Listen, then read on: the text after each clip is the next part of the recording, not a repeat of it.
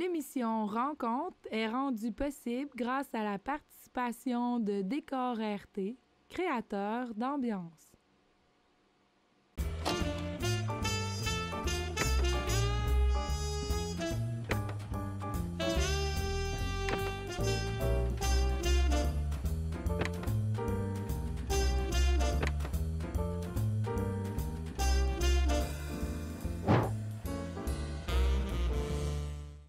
Bonjour et bienvenue à une nouvelle saison de rencontres. Une nouvelle saison, ça signifie un nouveau décor grâce à Décor RT. Je suis Thérèse Sheffield, animatrice. Et aujourd'hui, on commence avec l'histoire d'une jeune fille qui a grandi dans la campagne, dans un rang, qui était timide, sans confiance, mais qui a forgé un chemin pour être aujourd'hui directrice de la Croisée. Je suis avec Lucie Rochefort. Lucie, salut. Bonjour. Merci d'être avec nous autres. Tu m'avais dit que tu es de Charlevoix. Oui. J'aimerais que tu parles de ta vie familiale quand tu étais jeune. Tu as grandi sur une ferme et tu avais des tâches. Parle un peu de la vie familiale. Oui, on a grandi sur une ferme. C'était au premier rang dans Charlevoix, à Saint-Hilarion. Le village s'appelle Saint-Hilarion, donc entre Baie-Saint-Paul et la Malbaie. Puis nous autres, on était dans un rang, donc sur une ferme. Mon père, il y avait une ferme. Les trois frères étaient... Il y avait deux autres frères qui étaient aussi sur une ferme. On était, Thérèse, on était en tout et partout. Nous autres, on était 10 enfants. 10? Oui. Oh oui! Mais les 4 maisons, on avait 3 maisons que c'était les 3 frères, puis le voisin en bas, mon père avait fait un lac, on pouvait aller se baigner dans le lac, après ça, mon oncle a fait un autre lac lui aussi. Mon père était le plus vieux de la famille, fait que, tu sais, il a innové beaucoup. Oh mon Dieu! Puis en bas au lac, il y avait M. Tremblay, qui avait une famille aussi de 10. On était 40 enfants dans 4 maisons. Okay? Oh boy, tu avais ton propre village. On n'avait pas bezoin d'aller au village, nous autres. Mon Dieu! C'était déjà la famille, les familles, on jouait ensemble, on s'amusait ensemble. Puis on allait patiner sur le lac l'hiver. Et je en pense disant que ça, là, je pense à quelque chose, OK? je pense que toi, tu m'avais dit des tâches parce qu'il élevait les poules. Oui, bien, au début, on avait juste des vaches. Puis après ça, mon père, il a eu l'idée de commencer à élever des poulets barbecue, qu'on appelle, OK? Fait que, il avait comme acheté la vieille maison de mes grands-parents, pas loin de chez nous. Puis il avait commencé les poulets là, dans la maison. Ah, OK. Oh boy! 250 en bas, 250 en haut. Oh boy. Ça a fait un petit bout, mais le feu a pris là-dedans, puis les poulets, ils ont passé au feu. Oh, fait qu'après ça, ben là, mes parents, qu'est-ce qu'on fait? Est-ce qu'on continue? Dans le temps, il y avait une compagnie qui s'appelait la Poulette Grise, qui fournissait le poulet. Vivant, il arrivait une journée, 2 jours, puis là, ben, il partait à 15 semaines. Mon père a décidé de continuer là-dedans. Fait qu'on a élevé, mon père a élevé des poulets, il a bâti un poulailler pour 10 000 poulets, là. My heavens! Après ça, ça a été 20 000, après ça, ça a été 30 000. Ça continue à grossir. Il était très innovateur. Tout le temps. Puis, quelque chose qui m'a frappé, c'est que tu m'as dit, moi, je suis une fille de la ville.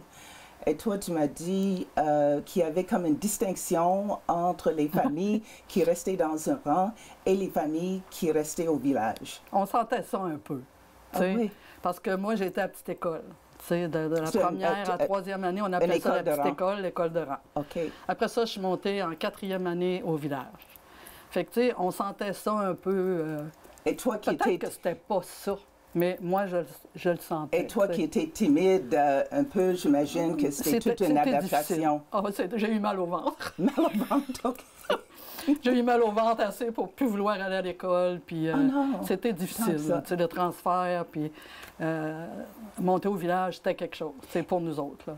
Puis tous les gens que j'ai rencontrés qui vivaient dans les rangs et qui ont monté au village, ils sentaient ça un peu aussi. C'était à peu près le même sentiment. C'était probablement qu'on avait... une fausse idée de ce qu'étaient les gens du village, là. OK. Mais on le sentait comme ça. Donc, si tu sentais comme ça, juste pour changer de l'école de rang, l'école de village, je sais que, je ne sais pas si c'est en 8e année ou quelque chose, tu es allé à Baie-Saint-Paul. Donc ça, sans doute, c'était encore, si tu avais des mots de ventre. Vraiment. J'en étais malade. Puis je voulais me faire changer d'école parce que j'ai mon 4e, on faisait au primaire 7e année, puis après ça, on s'en allait au secondaire, au couvent, en 8e année. Okay. Mais là, je voulais me faire changer. Mes amis, les trois personnes avec qui on aurait pu être ensemble, ils étaient dans une autre classe. Moi, j'étais toute seule dans la classe de 8e année. J'étais gênée. Quand il fallait faire un oral, là, j'en avais mal au cœur. J'étais vraiment... La timidité chez nous, c'était assez présent. Mes parents, puis tout ça. Ma mère, les gens disaient, elle est indépendante à l'église. Regarde, elle dit, je suis pas capable de me tourner la tête, je suis trop gênée.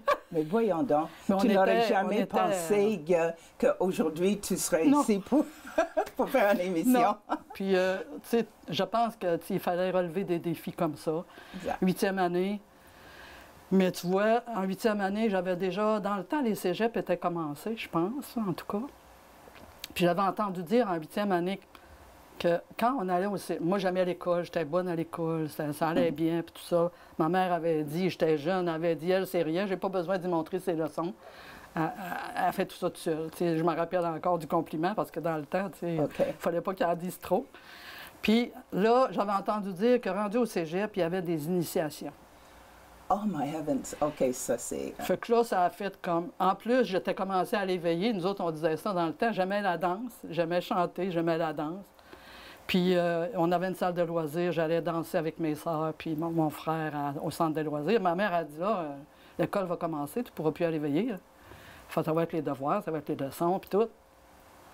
Puis là, j'ai fait, oh non, moi, j'arrête l'école. J'irai pas... Je vais continuer d'aller danser, puis j'irai pas me faire initier au cégep. Mais à un moment donné, c'est ça, tu as lâché l'école. On a arrêté l'école. À quelle année? J'ai fait ma 8e année, j'avais 14 ans. Et après ça, tu as commencé à travailler? Je travaillais chez nous. Nous autres, chez nous, là, on était 7 filles, 3 gars. Puis, on faisait autant sur la ferme, aller traire les vaches, comme aller pogner les poulets, on appelait ça comme ça. Il fallait les pogner avec nos mains. J'étais pas vieille quand j'ai commencé, là, à 14 ans. J'étais pas grosse, puis j'étais pas forte. Non. Puis il fallait prendre au moins 2. Ça prenait un certain courage quand même, parce qu'avec les ailes qui battaient... Puis ça faisait de la poussière. Mon père avait tout planifié la nuit. On les pognait la nuit pour les donner aux camionneurs qui venaient les chercher. Fait que ça, tu sais, on se relayait comme ça pour la maison et pour la ferme. Et à un moment donné, tu as pris un emploi. Est-ce que c'est ça? Tu as travaillé dans une... J'ai commencé, j'avais un oncle qui avait besoin parce qu'il il appelait, il travaillait la nuit, puis tout ça, il y avait des enfants, puis il appelait chez nous, puis il disait, penses-tu que Lucie pourrait venir rester avec ma femme? Fait que là, j'ai commencé à aller garder les enfants avec elle tranquillement.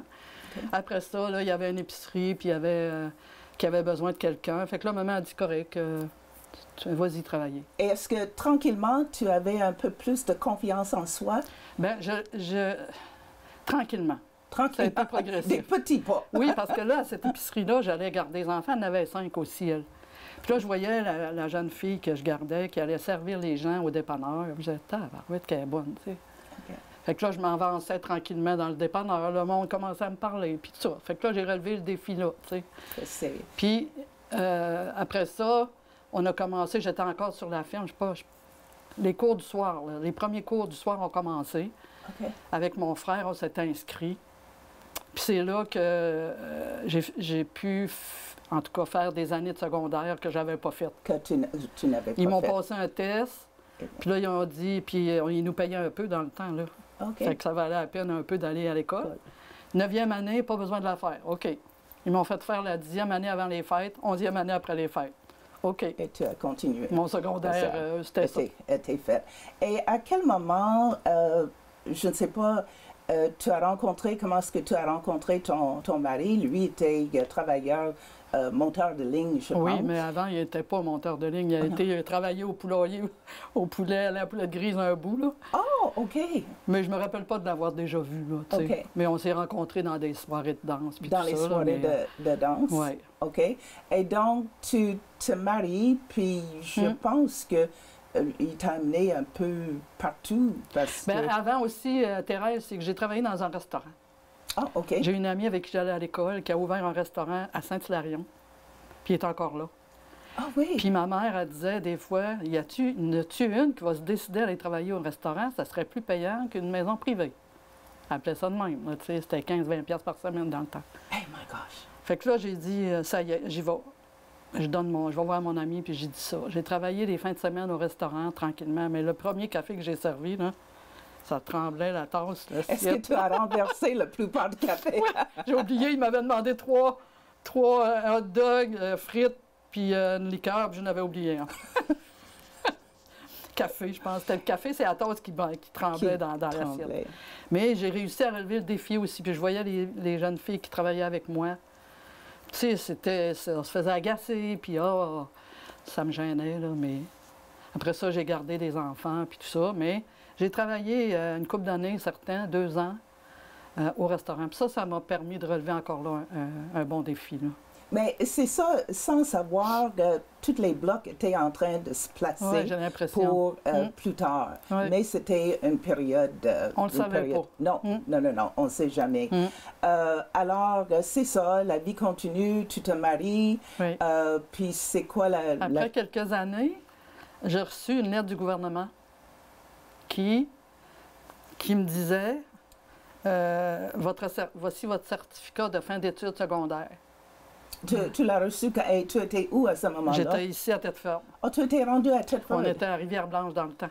Parce qu'on a déménagé plusieurs fois. Parce que mon mari, comme vous dites, il travaillait comme monteur de ligne. Fait qu'on on s'est envenu ici dans le coin. J'avais une tante qui restait dans le coin. Ça fait qu'on connaissait un peu plutôt que la Côte-Nord. Fait qu'on s'est envenu par ici. Il a travaillé longtemps. Puis là, j'ai reçu ça. On était à Rivière-Blanche. J'ai fait, aïe, j'ai un certificat de fin d'études secondaires. Pas pire, ça. Puis j'avais toujours suivi des cours quand même. Tu sais, j'ai toujours aimé l'école, j'ai toujours aimé... Oui, tu étais toujours curieuse, oui, j'ai toujours pas. aimé apprendre, surtout dans les relations humaines, là.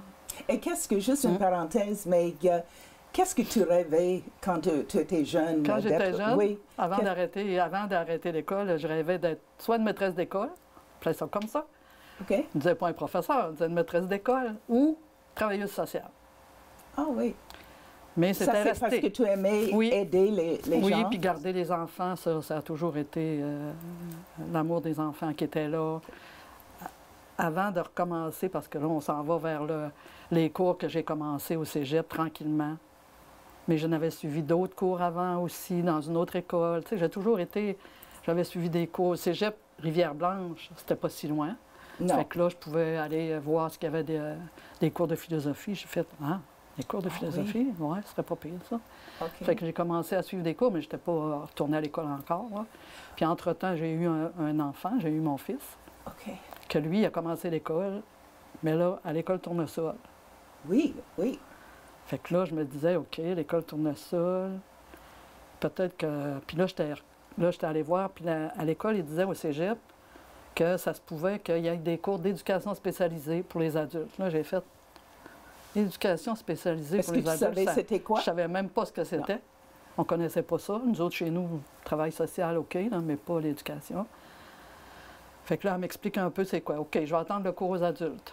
Mais à un moment donné, elle a dit, Lucie, je pense qu'il ne viendra pas, le cours aux adultes. Tu serais aussi bien de t'inscrire avec les jeunes. Oh mon Dieu, mon Dieu. Je vois écrit sur le visage. Le jeune Lucie, ça revient dans la femme adulte. Oui, c'est Puis elle ça. est... Là, elle dit, j'ai dit, t'es pas sûr. Elle a dit, ben je te le dis. Je pense que ça serait une bonne idée. Parce que là, c'est toi qui es plus âgé, tu es avec les jeunes de... j'ai 40 ans, là. Oui, tu as les jeunes de 17, 18, 19. Les jeunes qui arrivent au cégep, là. Oui. J'ai commencé mon cours d'éducation physique, assis sur un banc, puis je regardais tous ces jeunes-là, puis je me disais, mon Dieu, qu'est-ce que je suis venue faire ici, tu sais? Mais c'était encore un défi. Oui. Puis ça a été 3 ans de défis, mais de beaux défis au cégep. Je me suis inscrite au cégep. Puis tu as fait ça, j'aimerais que tu racontes, parce qu'il y avait une anecdote d'une jeune fille Tu es venue pleurer. Oui. Puis raconte la Oui, c'était un lundi matin, je pense qu'elle arrive en avant de moi de mon bureau, puis elle dit, Lucie, puis là, elle pleure, puis elle pleure. Je dis, mon Dieu, qu'est-ce qui se passe ce matin? Fait que là, elle dit, mon chum m'a laissé. Oh my gosh. Elle avait de la peine, là, tu sais. Fait que là, je dis, oh mon Dieu. Fait que là, on a jasé un petit peu, puis on a parlé. Elle avait même pas 17 ans encore quand elle est rentrée au cégep. Puis c'est une de celles qui m'a dit un jour, quand je vous ai vu, parce qu'on était à peu près 4 ou 5 adultes avec les jeunes, là, cette année-là, quand je me suis inscrite. Puis c'est elle qui est venue me dire, je me disais, qu'est-ce qu'ils viennent faire ici, ces vieilles-là, tu sais? Elle a dit, je pense que ça a été une bonne idée que vous soyez inscrite au cours d'éducation spécialisée parce qu'on a eu du plaisir tout ensemble. Là, tu sais, ça a été des belles années de confiance, puis de travail ensemble, puis ça a été agréable. Donc, c'était bien pour toi, c'était bien aussi pour les autres. Puis moi, tu sais, je me disais, c'est pas grave que je travaillerai jamais là-dedans, mais je vais avoir réussi à faire ce que j'aime, à aller chercher ce que j'aime dans la vie, là, tu sais, être éducatrice. J'avais été famille d'accueil un peu avant avec mon mari puis mon fils. On a été famille d'accueil pendant 3 ans. Mais c'est encore ici, là. À Thetford, oui, ou à Thetford. Ah oui, OK. On était encore à Rivière-Blanche dans le temps. Mais c'était moi qui demandais ça encore à mon conjoint puis à mon fils, tu sais. Puis là, ben, quand je me suis inscrite au cégep, ben là, j'ai dit, non, OK, on s'en va par là, vers l'éducation spécialisée. J'étais bien contente d'avoir mon cours, enfin, de relations d'aide.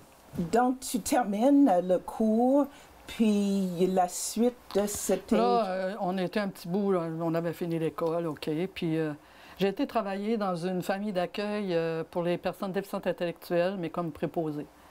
Puis j'avais rencontré un de mes professeurs, elle disait, Lucie, non, tu as étudié comme éducatrice, toi. Il faut que tu travailles comme éducatrice. OK. J'avais fait mes stages, j'avais tout fait, puis j'ai tout réussi. J'ai dit, je faisais des fautes, parce que j'ai pas appris à l'école à faire la ponctuation. Je perdais des points à cause de ça. Tu sais. C'est parce que, c'est ça, je dis, tu as fini cégep. Oui, c'est ça. Puis là, j'ai vu passer l'annonce dans le journal pour l'organisme communautaire La Croisée qui allait commencer. C'était le début. C'était en santé mentale. Oui, il n'y en avait pas ici. Là. Mais il y avait un organisme d'aide pour les personnes qui vivent avec la problématique de santé mentale, qui s'appelle Le Havre, qui est encore là. Oui. Ils ont 1 an de plus que nous autres. Fait que là, j'ai été voir au CLSC, il y avait 3 personnes qui étaient là, si je me souviens bien. 2 membres de l'entourage dans le temps, après je les ai connus, là, mais je travaillais l'organisateur communautaire qui faisait la démarche pour que le gouvernement avait demandé qu'il y ait des organismes d'aide pour les membres de l'entourage. Okay.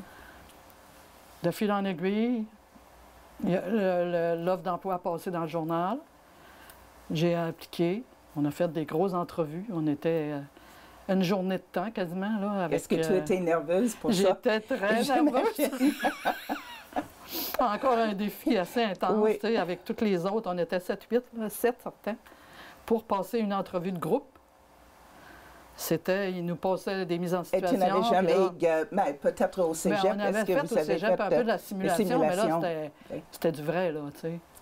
Puis après ça, le lendemain, entrevue individuelle, puis écrite, puis bon... Et c'est toi qui as réussi. Il m'appelle pour me dire que c'est moi qui avais été sélectionnée. Là. Je pleure. Ah, je comprends. Ah non. Là, j'ai fait, les larmes de joie, mais... De joie, mais de crainte. Oui, oui, bien sûr. Dans quoi je me suis embarquée, puis là, mon fils, qui n'était pas vieux, il dit, mais attends, là, va voir.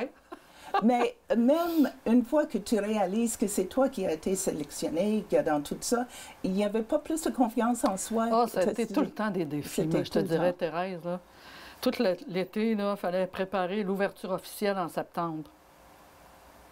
Avec des élus de la place, là. OK. L'organisateur communautaire m'a aidé il nous a aidés, le conseil d'administration provisoire, puis tout ça, 1 an, la 2e année aussi. Mais l'ouverture officielle, j'ai dit que c'est ça, cette affaire, si tu veux que je fasse. Puis même à l'école, je te dirais, Thérèse, quand il fallait que je fasse un oral au cégep, là, c'était incroyable comment que ça me demandait d'efforts. Puis le professeur en psychologie m'avait dit, Lucie, essaye de parler à une personne qui est en avant de toi. Une seule personne qui est en avant de toi.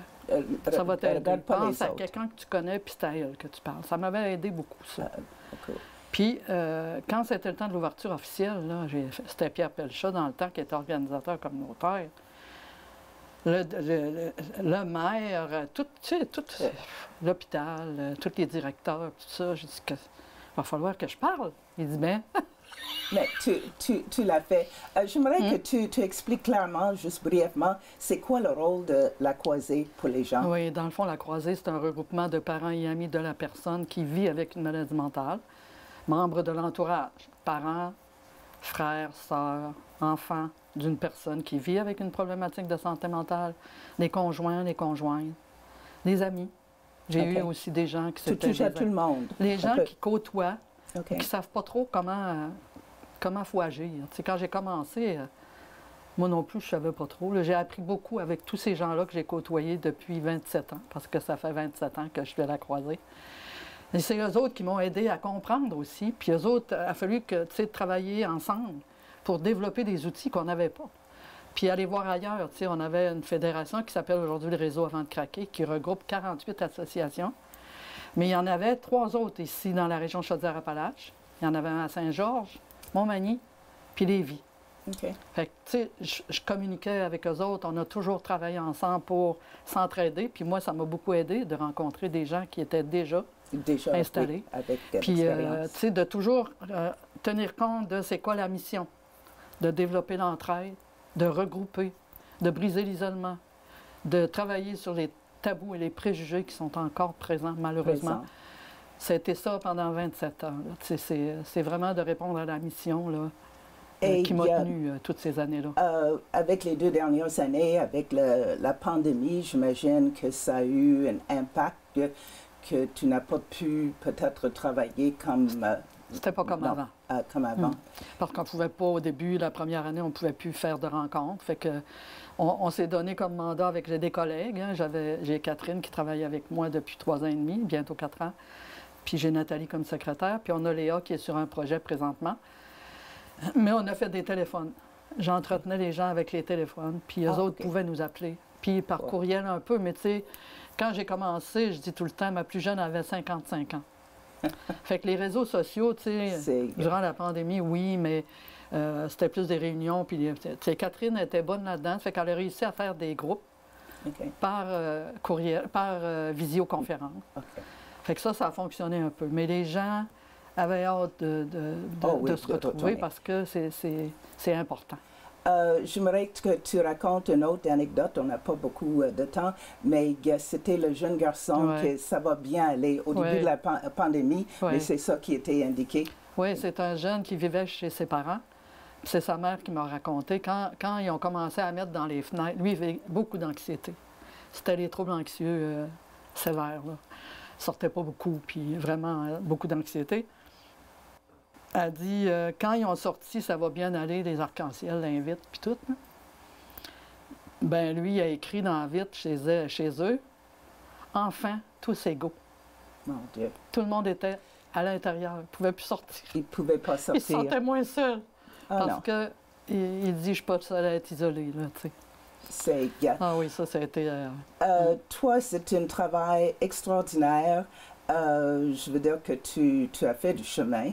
Si tu étais pour parler à cette jeune fille, jeune Lucie, qui était tellement timide, sans confiance, aujourd'hui, c'est quoi le message que tu dirais? Ouais, je dirais de croire en elle, dans tout dans ses rêves. Il y a juste un rêve que j'ai réalisé tard, Thérèse. Parce que quand j'étais jeune, avec le lac, je voulais devenir patineuse de fantaisie. OK. Mais mes parents n'avaient pas le moyen, là, tu sais. Pour ça, là. C'était beau avoir des poulets, mais il n'y avait pas le moyen de... Il n'y avait pas l'argent, tu sais. Ça a pris du temps avec l'argent. Il y avait 65 ans, mon père. Puis ma mère disait, ben voyons, on avait le catalogue ici dans le temps, puis je voulais avoir des patins de fantaisie, puis un tutu, là, tu sais. Elle disait, tu sais bien que tu n'iras pas patiner là. Ben j'ai commencé à patiner ici, à roues alignées. Mon Dieu. J'ai réalisé mon rêve. Il faut juste garder nos rêves. Et c'est jamais trop tard. Et y croire. C'est bien. Et présentement, l'heure que cette émission va être diffusée, mais tu vas avoir pris ta retraite. Oui. C'était au début du mois. Donc, en tout cas, moi, je vais prendre le temps de souhaiter une bonne retraite. Je pense que tu vas te trouver ressourcé dans la nature et tout ça, parce que je pense que maintenant, tu restes à Saint-Pierre. Oui, on est à Saint-Pierre-de-Bretonne. À Saint-Pierre de Bretonne. Puis la nature est très importante pour moi aussi. Mais en tout cas, j'espère que tu vas retrouver ta place. Et, je vais peut-être faire du bénévolat. Oui, oui. Il y a de la place en masse, je pense. Je suis certaine que Lucie, elle va trouver sa place, elle va continuer. Mais encore, merci beaucoup pour tout ce que tu as fait pour la région, puis toute l'aide que tu as donnée aux gens. Merci à toi, puis, Thérèse. Au plaisir de m'avoir reçu. OK, bonne journée. Ceci termine notre première émission pour la saison. J'espère que vous avez aimé ça. J'espère que vous serez avec moi chaque semaine pour d'autres rencontres. Donc, passez une bonne semaine. À la semaine prochaine. Bonne journée.